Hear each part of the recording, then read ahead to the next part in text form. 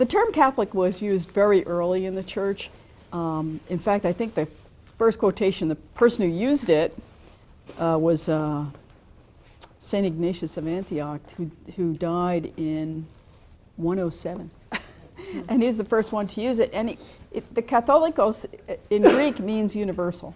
And that was the meaning of it. And they were looking to a universal mission and to having this good news be announced to the whole world. The term became more divisive after the schism with the Eastern churches, which actually didn't happen just boom at 1054, but happened over centuries, really.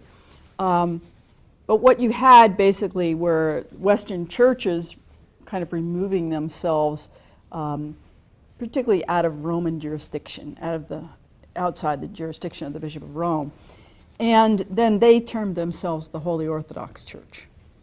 And of course, you know, that's probably a little dig, like we're the Orthodox ones, you know. And so you're the Catholic, we're the Orthodox. And then with the Protestant Reformation in the 16th century, again, those who broke with Rome were called Protestant, while those who remained in communion with the papacy continued to be designated as Catholic. Sometimes you hear people talk about Catholic with little c, meaning universal, Catholic with a capital C, meaning more distinctly the Catholic Church. Because in a sense, you know, all the churches are Catholic in some sense, in having that universal mission of Jesus. Within the Catholic communion, it's important to know that right from the beginning there was diversity. We see it even in the New Testament of what's happening in Acts and between Peter and Paul and James and so forth. And it continues to be that way, and you have heresies developing and so forth, but sometimes also just different traditions developing. Within the Catholic communion, there are in fact not just the Roman Catholic tradition, but there are Armenian Catholics, Byzantine Catholics. They have their own rites for worship, etc.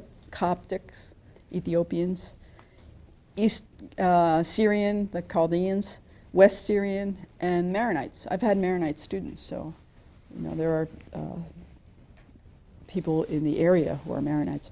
All of these are Catholic traditions, but they don't call themselves Roman Catholics because they want to be called by their more local name, but they actually are in communion with the Bishop of Rome.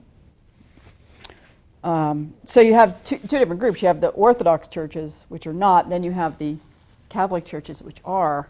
Okay, so there's distinctions.